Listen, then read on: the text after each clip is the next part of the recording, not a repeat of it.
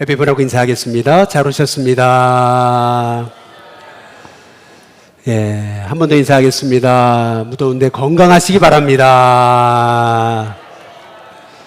예, 마지막으로 인사하겠습니다. 사랑합니다. 예, 잠깐 우리 합심하여 기도하겠습니다. 우리 늘 찬양으로 헌신하는 우리 금요, 우리 찬양팀을 위해서 또 이렇게 헌신하고 또 기쁨으로 찬양하며 예배 드리시는 우리 일남녀 선교회 회원분들 강건하시도록 위해서 기도해 주시고, 오늘 이 밤에도 말씀의 은혜 더하시고 또 기도 가운데 기도의 문 활짝 열어달라고 이 시간 중보하면서 주님의 이름 부르시고 통성으로 같이 기도하겠습니다. 주여 하나님 감사합니다. 귀한 금요일을 주님께서 은혜의 자리를 우리에게 허락하셨습니다. 기도의 문 활짝 열어주시옵소서. 말씀의 은혜를 더해 주시옵소서. 하나님, 찬양으로 헌신하고 봉사하는 찬양단 위에 주님의 은혜를 더해 주시고, 하나님 반주로 찬양으로 수고하는 하나님의 종들을 하나님이 기억하시고 헌신의 기쁨을 더하시고 또 헌신하며 믿음으로 살아갈 때 믿음의 복을 허락하여 주옵시고, 우리 일남녀 선교 회원들을 세우셨으니 하나님 지금까지 하나님 은혜로 지켜주심에 감사하며 더욱 강건하셔서 하나님 믿음의 가정, 믿음의 가문, 하나님 눈물 뿌려 세운 일신교회 아름답게 하나님 믿음의 열매들을 하나님 보실 수 있는 은혜가 있도록 하나님 우리 일남녀 선교 회원분들 강건하고 또 기도의 은혜를 더하시며 여지껏 뿌리신 그 믿음의 씨앗들이 아름답게 열매 맺도록 인도해 주옵소서. 귀한 금요일날 은혜의 자리에 불러주시니 감사하며 오늘도 말씀 듣기 원하오니 성령께서 우리 가운데 말씀해 주옵시기를 간절히 원하옵고 예수님의 이름으로 기도드리옵나이다. 하나님 감사합니다. 귀한 은혜의 자리에 우리를 불러주셨으니 오늘도 성령께서 우리 가운데 풍성한 은혜 주셔서 말씀이 들려지는 은혜가 있게 해 주옵소서. 예수님의 이름으로 기도드리옵나이다. 아멘. 기독교 신앙의 출발점은 구원이라고 할 수가 있습니다. 교회 나오는 것 아니면 교회 나와서 열심히 봉사하는 것 물론 굉장히 좋은 거고 또 있어야 되죠. 그러나 기독교 신앙의 출발이라 할 수는 없습니다. 기독교 신앙의 출발은 예수님을 나의 구주와 주님으로 영접함으로 내 안에 구원의 은혜가 임하면서부터 실은 그가 기독교인이다 라고 할 수가 이제 있는 거죠. 이 구원이 우리 믿음의 시작인데 실은 구원은 시작이자 동시에 전부입니다. 그래서 이 구원에 절대적으로 필요한 게 뭔지 우리가 알아야 되는데, 구원에 절대적으로 필요한 세 가지가 있어요. 그게 첫 번째는 뭐냐 하면 따라해 보겠습니다. 칭의. 예, 칭이라는 건 내가 예수님을 믿을 때 우리 아버지 하나님이 나를 향하여 의롭다 칭해 주시는 거거든요. 무거운 죄의 짐을 지고 내가 그 죄를 갚을 수 없는 평생 죄 빚쟁이였는데 예수님이 자신의 몸을 들여서 우리의 죄값을 속량해 주셔서 다 죄값을 치르셨어요. 그래서 너는 이제 죄 없다, 너는 의롭게 됐다, 이렇게 칭함 받는 거, 그게 이제 칭의라고 하는 거죠. 두 번째, 구원에 있어 절대적으로 필요한 게 칭이고, 두 번째는 뭐냐 하면은 한번 따라해 보겠습니다. 중생. 예, 중생이란 뭐냐면 다시 거듭나는 거죠. 영접하는 자 곧 그 이름을 믿는 자는 하나님의 자녀가 된다 그랬어요. 그런데 이는 혈통으로나 육정으로나 사람의 뜻으로 나지 않는다 그랬어요. 하나님께로부터 났다 이렇게 말씀하는 거냐. 하나님께로부터 다시 태어난 겁니다. 이걸 거듭났다, 다시 태어났다, born again이라고 얘기하는 거죠. 이 칭의 그리고 이 중생, 이 거듭남이라는 것은 이 공통점이 있습니다. 그건 뭐냐면 내가 하는 게 아닙니다. 그분의 은혜로 내가 의롭담을 받고 동시적으로 일어나는 거죠. 내가 거듭나는 겁니다. 중생하는 거죠. 그래서 내가 의롭담을 얻고 다시 태어났다, 거듭났다, 중생했다라고 하는 것은 내가 하는 게 아니에요. 내 안에서 내 노력으로 이루어지는 게 아니고 밖에서 그분의 은혜로 주님이 나에게 그 은혜를 부어주시는 거죠. 그래서 우리가 의롭다 칭함받는 거, 거듭나는 거, 이것은 전적인 하나님의 은혜인 줄로 믿습니다. 근데 이 두 가지만 구원에 절대적으로 필요한 게 아니에요. 세 번째 꼭 필요한 게 있어요. 칭의, 중생, 그리고 절대적으로 필요한 세 번째가 있는데 그게 뭐냐면 한번 따라해 보겠습니다. 성화. 예, 성화되는 거, 거룩하여지는 거, 이게 사실 구원의 완성이다라고 볼 수가 있는 겁니다. 이렇게 비유하면 좋겠습니다. 제가 윤씨 일반의 아들로 태어났어요. 제가 선택한 거 아니잖아요. 제 힘으로 한 게 아니죠. 제가 용을 써도 안 되는 거거든요, 이건요. 태어나 보니까 내 선택이 아니에요. 하나님이 저를 이 윤씨 집안의 아들로 태어나게 하신 거죠. 그렇잖아요. 이게 은혜잖아요. 어떻게 이렇게 4대째 믿음으로 철저하게 신앙으로 사시던 이 집안에 내가 태어났나? 내가 선택한 거 아니잖아요. 그분의 은혜입니다. 그래서 칭의, 이 중생, 이건 내가 한 게 아니에요. 그러나 성화, 내가 이제 윤씨 집안의 자녀로 태어났어요. 오늘 아침에 새벽에 마목쌤 설교하신 것처럼 미국에서 여러 선택지가 많았는데, 아니 여기 일신교회 와서 부목사로 목회하게 된 거, 이게 다 내가 한 게 아니라는 거죠. 그렇잖아요. 우리가 구원받은 거, 거듭난 거, 중생하게 된 거, 하나님 자녀가 된 거, 실은 내 노력이 아니에요. 그분의 은혜인 줄로 믿습니다. 이게 다 주님이 내게 거둬주신 거예요. 그렇다면 이게 너무 감사하잖아요. 이게 너무 복되고 이게 너무 과분하고 자격 없는 자에게 주시는 측량할 수 없는 은혜잖아요. 그러니까 이 측량할 수 없는 은혜를 거저받았으니 이제는 그 은혜를 받은 하나님의 자녀답게 살고자 거룩하여지는 것. 여러분, 이거는 은혜로 되어졌어요. 은혜로 완성해요. 그러나 동시에 나의 노력이 필요한 거죠. 나의 애씀이, 나를 드리는 거, 내 삶을 전적으로 하나님께 올려드리는 거, 여러분 그게 이제 필요한 거예요. 그래서 그러므로 하나님의 모든 자비하심으로 너희를 권하노니 너희 몸을 하나님이 기뻐하시는 거룩한 산 제물로 드려라. 여러분, 이것은 다시 말해 구원은 은혜로 받았어요. 그리고 성화도 은혜로 완성돼요. 그럼에도 불구하고 우리에게 필요한 게 뭐냐? 거룩하여지고자 하는 열망, 나를 드리고 애쓰고 노력하는 것이 필요하다라고 하는 것입니다. 그래서 오늘 요한복음 17장 15절에 보면 예수님의 마지막 기도가 나오는 거잖아요. 예수님이 기도하십니다. 내가 비옵는 것은 뭐라고 기도하셨어요? 저들을 악에 빠지지 않게 보존해 주시기를 원합니다. 이렇게 기도하시잖아요.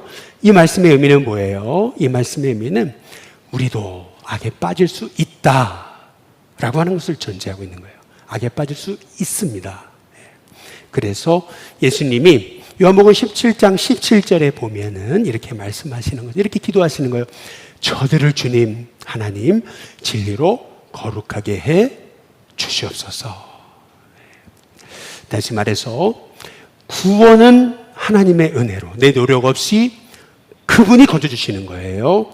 그러나 거룩은 가만히 있는데 이루어지는 게 아니라는 거죠.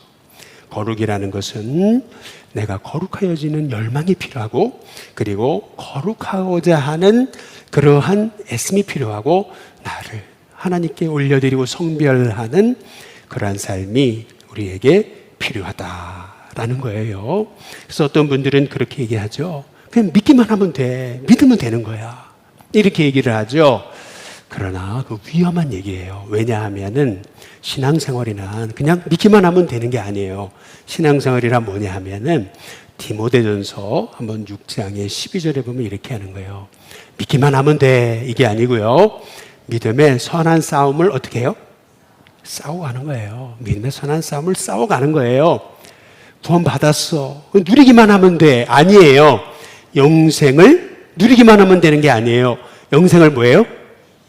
취해야 되는 거예요. 취해야 되는 거다. 이게 바로 네가 부르심을 받은 이유다 라고 말씀하고 있는 것이죠. 여러분, 영생을 취한다는 게 뭐예요? 이 구원 받았잖아요. 이 구원받은 은혜가 너무 감사해요. 그러면 누리기만 하면 되는 게 아니고요. 굳게 흔들리지 않게 붙잡는 은혜가 저와 여러분 가운데 있어야 될 줄로 믿습니다. 왜 믿음이 그냥 싸움이 아니에요. 믿음의 싸움을 싸우자, 이거 아니에요, 여러분. 이렇게 하시면 안 돼요. 믿음의 싸움을 싸우자. 괜히 싸우게 돼요. 그게 아니고 믿음의, 한번 따라해 보겠습니다. 선한 싸움. 예, 믿음의 싸움은 항상 선한 싸움이에요. 왜냐하면 이 믿음의 싸움의 주인은 내가 아니에요. 예수님이세요. 내 안에 계신 예수님이 대신 싸워 주시는 거예요. 그래서 그 믿음의 싸움은 반드시 선한 열매를 맺게 되는 것이죠. 그리고 이 믿음이 왜 선한 싸움인 거냐면은, 여러분, 믿음의 선한 싸움은 반드시, 여러분, 이거는 이기려고 싸우는 게 아니고 이겨놓고 싸우는 싸움인 줄로 믿습니다. 그래서 믿음의 최후 승리인 거예요. 반드시 믿음의 선한 싸움을 싸우면 우리 하나님이 우리 가운데 역사하셔서 부르시는 날까지 그 선한 뜻을 반드시 이루어 가시는 줄로 믿습니다. 그래서 우리에게 필요한 게 있어요. 그것은 뭐냐면은 디모데전서 4장 7절에 8절에 보니까 망령되고 허탄한 신화를 버려버리고요, 경건에 이르도록 너 자신을 연단하는 거예요. 끊임없이 연단한다는 말은 엑서사이즈예요. 계속 연습하는 겁니다. 계속 반복적으로 기도하고 말씀 보고 예배드리고 반복적으로 전도하고 반복적으로 선한 일을 행하고, 과거에 했던 것이 아니에요. 계속 반복적으로. 그래서 8절에 보니까 육체의 연단은 약간의 유익이 있어요. 약간의 유익이 있습니다. 유익이 많아요. 근데 경건의 유익은 범사에 유익합니다. 금생에도 내생에도 반드시 약속이 있다라고 말씀하고 있는 거죠. 어떤 연예인이 70이래요. 그런데 얼마나 매일 운동을 열심히 하는지 40대의 피부, 40대의 몸매를 가지고 있대요. 그렇죠. 그렇게 열심히 건강관리하고 식단관리하고 운동하고 그러면 얼마든지 그 정도 유익이 있죠. 여러분, 그러나 아무리 우리가 애쓰고 연단해도 여러분, 우리는 결국 하나님 부르실 날이 오는 거죠. 메뚜기 하나도 짐이 되는 날이 오는 거예요. 분명 육체의 연습은 금생에 유익이 있어요. 그러나 우리가 거룩하게 살고자 했으면 금생만이 아니고 우리가 죽은 후에 주님께 부름받은 후에도 놀라운 복이 있다라고 말씀하고 있는 거죠. 그래서 성경은 뭐라고 말씀하고 있는 거냐면 로마서 14장에 19절에 이렇게 말씀하고 있는 거예요. 같이 한번 읽어보겠습니다. 함께 있습니다. 시작. 그러므로 우리가 화평의 일과 서로 덕을 세우는 일을 어떻게 하라고요? 힘써야 된다는 겁니다. 아주 힘을 써야 된다. 저절로 교회가 건강해지고 화목해지고 또 저절로 세상이 주를 알게 되고 하는 게 아니라는 거예요. 화평의 일, 덕을 세우는 일, 이건 서로 힘써야 된다라고 우리에게 말씀하고 계시는 거죠. 이번에 우리 주일날 우리 오후에 단기 선교팀이 단기를 정경교를 떠납니다. 여러분 많이 기도해 주시기를 주님의 이름으로 축복합니다. 이 단기 선교를 떠나는데 마음에 이제 원칙을 세웠었어요. 그것은 뭐냐면 선교잖아요. 그래서 교회 예산을 통해서 이렇게 갈 수도 있겠지만은 그래, 이 선한 일을 한번 우리가 믿음의 실험을 해보자. 그래서 이 자비량으로 그래서 성도들이 함께 힘을 모아서 하는 선교가 되도록 기도를 했었어요. 처음에 전체적으로 계략적인 예산을 보내주셨을 때 한 800 정도 비용이 든다. 이제 그랬거든요. 근데 막상 이제 일을 진행해 나가다 보니까 이것도 해야 되겠고 저것도 해야 되고 그러면서 계속 예산이 올라가잖아요. 그런데 이걸 어떻게 해야 되지? 이제 기도하면서 보이지 않게 중보기도 했잖아요. 모든 성도님들이요. 근데 너무나 성도님들이 힘써가지고 같이 협력하고 애써주셔가지고 하나님이 넘치도록 부어주셔서 우리 가서 우리 선교팀이 성경학교 부흥회 또 신학생들 섬기고 오는데 부족함이 없도록 하나님이 넘치도록 채워주신 줄로 믿습니다. 그래서 넘치도록 이거 어떻게 해야 돼요? 이제 말씀을 하셔가지고, 그러면 기왕이면 우리 신학생들 누가 그렇게 가가지고 섬겨주겠냐. 그래서 선교사님과 함께 기왕이면 할 수 있다면 여쭤보고 그렇게 해도 된다고 얘기하시면은, 그러면 근사한 레스토랑에 가가지고 신학생들 축복해주고 그러면서 식사도 같이 하면서 격려를 한번 해드려라. 근데 그것도 그냥 결정하지 말고 선교사님한테 여쭤보고 그게 괜찮은 건지 그분들이 원하는 건지 한번 여쭤보고, 그런 선교팀이 없었습니다. 해주시면 너무 좋죠 하시면 그렇게 한번 해보라고 라고 그렇게 이제 권면을 이제 드렸던 거죠. 여러분, 실은요, 아무리 선한 일이라도요, 거저되는 게 없잖아요. 힘쓰고 애쓰고 그리고 노력하고 함께 같이 협력할 때 하나님께서 참 귀한 일, 야, 여기가 바로 하나님이 일하시는 곳이구나 라고 하는 은혜가 우리 가운데 나타나게 될 줄로 믿습니다. 그래서 구원의 세 가지가 절대적으로 필요한 거예요. 칭의, 중생, 성화인 거죠. 그래서 우리는요, 칭의와 중생에 관해서 많이 배웠어요. 근데 성화란 무엇인가? 이 성화란 도대체 무엇인가? 우리가 조금 한번 정리해 볼 필요가 있는데요. 먼저 첫 번째는 뭐냐 하면, 성화란 이런 거예요. 내가 예수님과 연합했다라고 하는 증거가 성화입니다. 이게 무슨 말이냐면, 히브리서 2장 한번 11절에 보면 이렇게 얘기해요. 거룩해 하시는 분, 그리고 거룩하게 함을 입은 분, 자들, 이게 다 뭐라고 얘기해요? 하나다, 이렇게 얘기해요. 그래서 형제라 부르시기를 부끄러워하지 않았다, 이렇게 얘기를 하고 있어요. 그래서 거룩해 하시는 분이 누구세요? 예수님이세요. 거룩하게 임을 받은 자가 누구예요? 저예요. 우리예요. 그렇죠? 예수님과 우리가 연합됐다, 하나다, 이렇게 말씀하고 있는 것이거든요. 그러니까 내가 거룩을 열망하고 주님 뜻대로 살고 싶고 주님을 알고 싶고 예배드리고 싶고 기도하고 싶고, 여러분, 이게 자꾸 내 마음에서 올라온다면 이건 내가 주님과 연합했던 증거입니다. 여러분이 막 통증이 있어요, 몸에. 타이레놀을 딱 먹었어요. 통증이 사라지잖아요. 당연히 타이레놀을 먹었다는 증거잖아요. 마찬가지 예수님을 영접했어요. 예수님이 오셨다는 증거가 뭐예요? 내가 주님을 닮고 싶어지는 거죠. 그래서 내가 구원받았다면 증거가 있어야 되는 거잖아요. 그 증거는 뭐냐면 하나님의 자녀답게 살고 싶어요. 사랑하게 되고요, 감사하게 되고요, 빛 가운데 행하기를 원하고요, 거룩하게 깨끗하게 주님 자녀로 정결하게 살고 싶어진다는 거죠.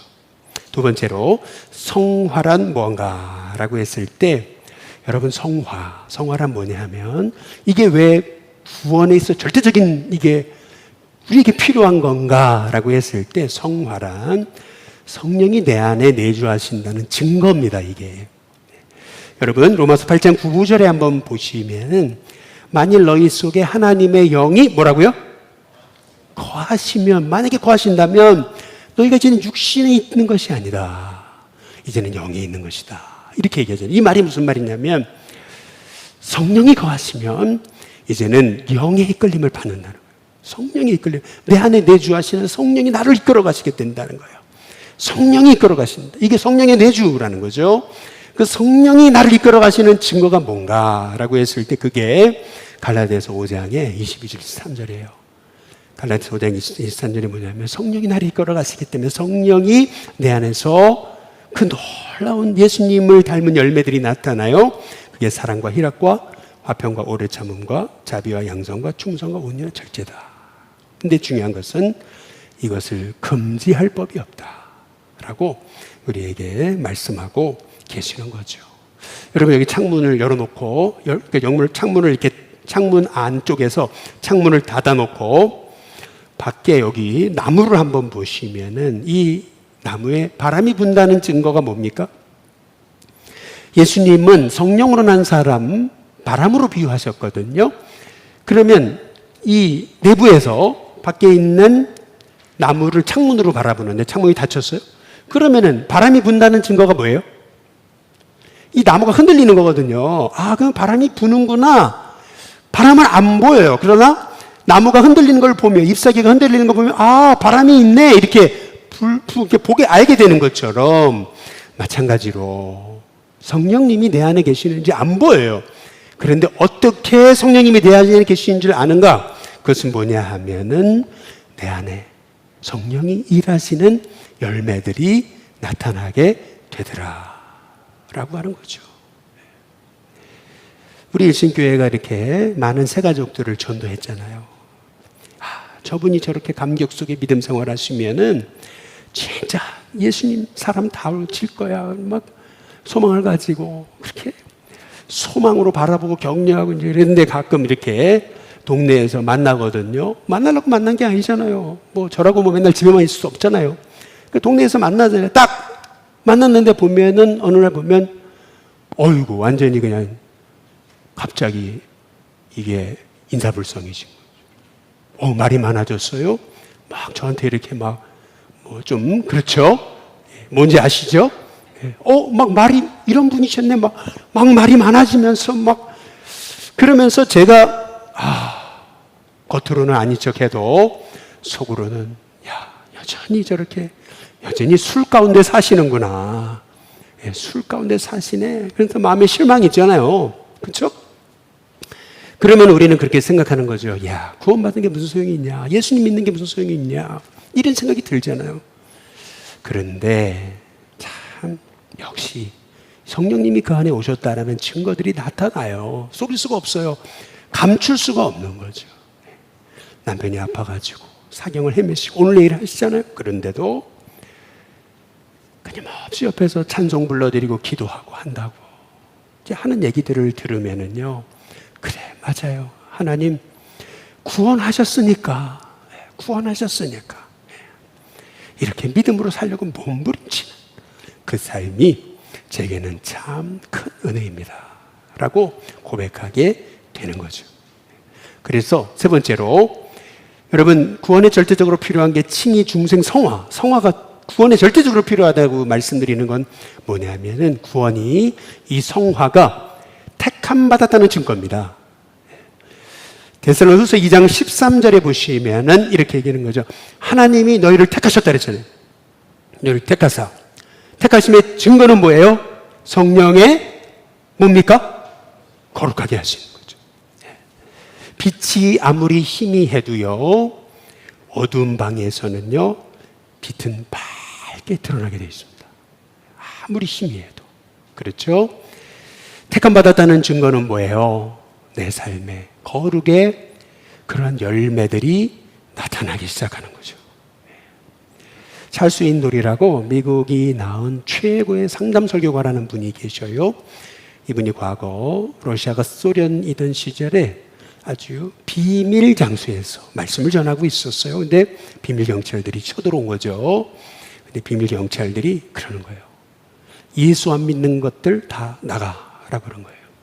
기회를 줄게. 살 수 있는 기회를 줄게. 예수 믿지 않는 사람들 나가라. 그랬더니 쫙 나가는 거죠, 사람들이. 살고 싶으니까. 그런데 또다시 들어왔어요. 사람들이 남아있죠. 목사님을, 찰스 윈돌 목사님을 비롯해서 남아있죠. 그랬더니 다시 기회를 주더라는 거예요. 예수 안 믿는 사람 나가라. 기회를 주더라는 거죠. 그랬더니 눈치를 보면서 하나둘씩 나갔어요. 끝까지 남아있는 사람들이 있었어요. 목사님을 포함해서. 세 번째 비밀 경찰이 들어왔죠. 비밀 장소에 들어왔어. 이제 끝났구나. 곤봉을 들고 막 때리면서 어디를 끌고 갈 줄 알았죠. 근데 놀랍게도 이 비밀 경찰들이 그러더라는 거죠. 드디어 이제 거기 남아있는 사람은 진짜 그리스도인들이죠. 우리 같이 손을 들고 같이 하나님을 찬양합시다 라고 그러더라는 거죠. 여러분, 진짜 그리스도인은요, 절대 이 구원받은 것을 속일 수가 없습니다. 그래서 내가 성화되어진다는 거, 여러분, 그것은 절대 우리의 삶의 열매로 나타날 수밖에 없다. 그게 구원받은 증거다. 그래서 칭의, 중생, 성화, 이것이 바로 구원에 절대적으로 필요한 거다라고 말씀을 드리는 거죠. 그러나 네 번째로 우리가 성화에 대해서 우리가 오해하지 마셔야 되는 것은 성화는 처음부터 완성품이 아니다. 끝까지 주님 부르신 날까지 자라는 거예요. 그러나 부르실 때까지도 완성품이 아니라는 거죠. 천국에 갔을 때 주님을 보면서 우리가 영광의 모습으로 변화되는 거죠. 이 땅에서는 완벽한 사람이 없는 거예요. 업앤다운을 거쳐요. 그래서 성숙해지는 거죠. 그리고 완성되진 않습니다. 그러나 중요한 것은 이 성화는요, 성도마다 달라요. 예를 들면 제가 저희 옥상에다가 토마토를 심었거든요. 근데 보니까 토마토가 같은 줄기에서 이렇게 열매가 맺히더라고요. 같은 줄기에서 많이 열매가 맺히더라고요. 근데 어떤 열매는 주먹만 해요. 주먹보다 더 커요. 근데 같은 줄기인데 어떤 열매는요, 구슬만 해요. 조그매요. 제가 그것을 보면서 제가 깨달은 게 있어요. 그것은 뭐냐면 같은 뿌리, 같은 줄기예요. 그런데 열매가 다르더라. 그렇죠? 영양분을 얼마나 끌어올렸냐에 따라서 열매는 다른 거죠. 마찬가지로 같이 예수님 믿었어요. 같은 교회를 다니고 같은 말씀을 들었어요. 같은 공동체에서 신앙생활을 했어요. 그러나 성화의 깊이, 크기, 그리고 넓이 다 다른 겁니다. 겸손, 순종, 긍휼, 은혜의 깊이와 넓이와 높이, 길이가 다릅니다. 그래서 데살로니가전서 4장 1절에 보면은 이렇게 얘기하는 거죠. 그러므로 형제들아 우리가 끝으로 주 예수 안에서 너에게 구하고 권면한다. 말씀드렸죠? 끝으로라고 하는 것은 결론적으로 마지막으로라는 의미가 아니고 이건 아주 중요한 얘기를 할 때 끝으로 바울이 그렇게 얘기하는 거죠. 너희가 마땅히 그랬어요. 마땅히. 여기서 중요한 말은 한번 따라해 보겠습니다. 마땅히가 중요한 겁니다. 마땅히 어떻게 행하고 어떻게 하면 하나님을 기쁘시게 할 수 있는지 너희가 배웠지 않느냐. 그러니 이제 너희가 행하는 것을 더욱 어떻게 해요? 많이 어떻게 하라고요? 힘써야 된다. 더욱 많이 힘써야 된다. 다시 말하면은 마땅해요. 성도로서 어떻게 살아야 되는지, 어떻게 하면 하나님을 기쁘시게 하는 것인지 그거를 이렇게 배웠지 않느냐. 그러면 그거를 더욱 많이 어떻게 하라고요? 힘 써야 된다는 거죠. 힘 써야 되는 거. 여러분 그것이 바로 성화라고 하는 거죠. 그러나 우리가 다섯 번째로 기억해야 되는 것은 뭐냐면은 성화되었다고, 우리가 성화되어진다고 내면에 갈등이 없는 것은 아닙니다. 여러분 얼마나 육체가 강한지 몰라요. 우린 육체를 만만하게 보시면 안 됩니다. 죄를 만만하게 보시면 안 되고 사탄을 만만하게 보시면 안 돼요. 유혹을 만만하게 보시면 안 되는 거예요. 갈라디아서 5장 17절에서 바울이 말하는 거예요. 이거는요, 안 믿는 사람한테 하는 얘기가 아니에요. 초신자한테 하는 얘기가 아니에요, 여러분. 이건요, 오랫동안 신앙생활한 기신자들, 이 기신자들을 향하여 얘기하는 거예요. 여기 잘 보시죠. 같이 한번 읽어보겠습니다. 함께 했습니다. 시작. 육체의 소욕은 성령을 거스르고 성령은 육체를 거스르나니 이 둘이 서로 대적하므로 너희가 원하는 것을 하지 못하게 하려 함이니라. 육체의 소욕이 얼마나 강한지 나를 소유하고자 해요. 끊임없이 소유하고자 해요. 그래서 내가 내 마음을 육체에 내어주면 결국 하나님 기뻐하시는 걸 못해요. 이게 마음이라는 게 한번 따라해 보겠습니다. 마음은 중립이 없다. 마음은 중립이 없어요. 무슨 말이냐면 어떤 목사님이 안식년을 받았어요. 야, 시간이 많잖아요. 그러니까 야, 성경도 많이 보고 기도도 열심히 하고 말씀도 깊이 연구하고 끊임없이 선한 일에 힘쓰고 성령 충만하게 주님만 바라보고 그래야 되겠다. 이제 그랬는데 시간이 많잖아요. 그러다 보니까 근데 갑자기 전쟁이 터졌대요. 전쟁이 터졌네. 그래가지고 너무 궁금해가지고 매일 인터넷 신문 들어가고 유튜브 검색하고 매일 쇼트 보고 그리고 매일 뉴스가 어떻게 됐나 전쟁이 어떻게 됐나 맨날 그거 보다가 보니까 성경이 안 읽히더라. 성경을 조금 읽다 보면 전쟁이 어떻게 됐지? 또 쳐다보게 되고 또 쳐다보게 되고 그러면서 어이구 내 마음이 말씀을 향해 있지 않고 인터넷 뉴스 가운데 내가 빨려 들어가더라. 여러분 우리의 마음이라는 게 그런 거예요. 그래서 여러분의 마음을 하나님께 올려드리시기를 주님의 이름으로 축복합니다. 마음을 끊임없이 마음에 여러분 빈자리를 우리 예수님께 드리시고 예수님께 맡기시고 예수님 바라보시고 예수님을 사랑하시기를 주님의 이름으로 축복합니다. 여러분 왜 성화되어져야 되는 거냐면 간단하게 여러분 성화되어져야지만이 하나님을 기쁘시게 할 수 있습니다. 성화로 하나님을 기쁘시게 갓난 아이가요? 아니요 아장아장 걷는 아이가요? 뭐 어떻게 힘이 어디서 나는지 몰라가지고 꽃 한 송이를 딱 끊어가지고 부모님이 가둬줬어요. 그랬더니 그 보잘것없는 꽃 한 송이인데 그렇게 부모님이 기쁜 거죠. 그 보잘것없는 꽃 한 송이도 부모님께는 너무 큰 기쁨이 되는 거잖아요. 마찬가지로 여러분 우리의 보잘것없는 주님을 향한 드림이 헌신이 우리 하나님께는 얼마나 큰 기쁨이 되는지 모른다는 거죠. 그래서 히브리서 13장 16절 우리 같이 한번 읽어보시죠. 함께 있습니다. 시작. 오직 선을 행함과 서로 나누어 주기를 잊지 말라. 하나님은 이 같은 제사를 어떻게 해요? 기뻐하신다.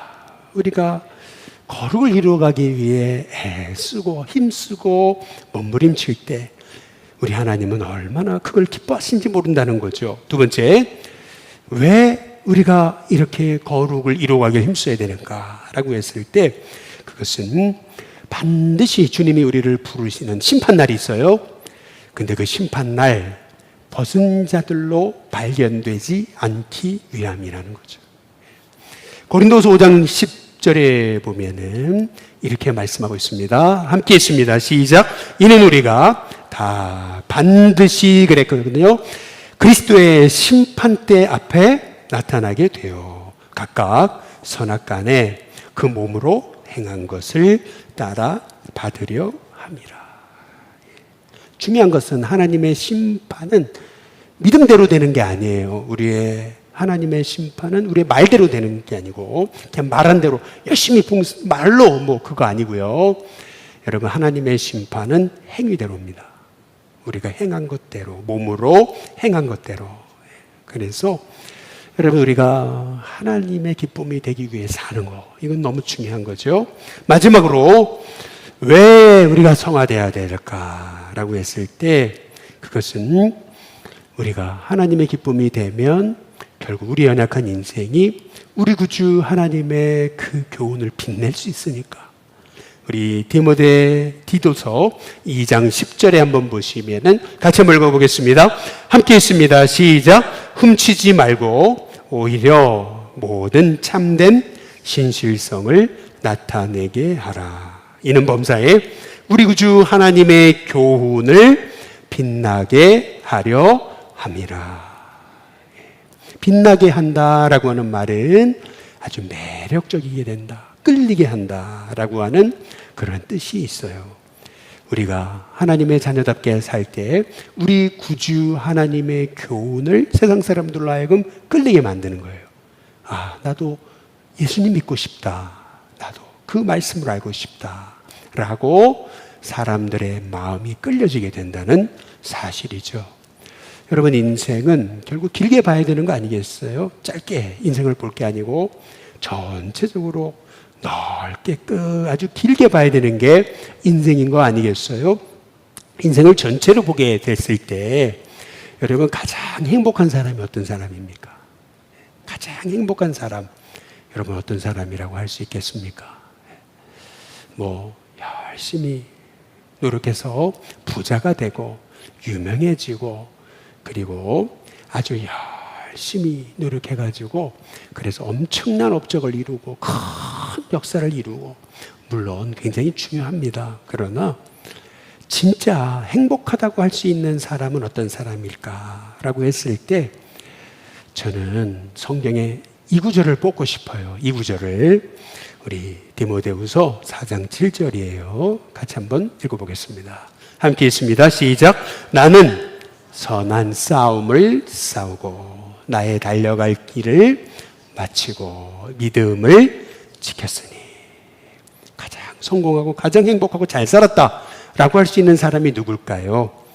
바로 내가 주님의 기쁨이 되기 위해서 주님의 뜻대로 믿음의 선한 싸움 싸웠습니다. 여러분, 고백할 수 있는 사람이 진짜 행복한 사람이 아닐까. 정말 주님 닮기 위해 부족하지만 애썼습니다. 저는 그게 진짜 행복한 사람이 아닐까. 믿음의 사람으로 말이죠.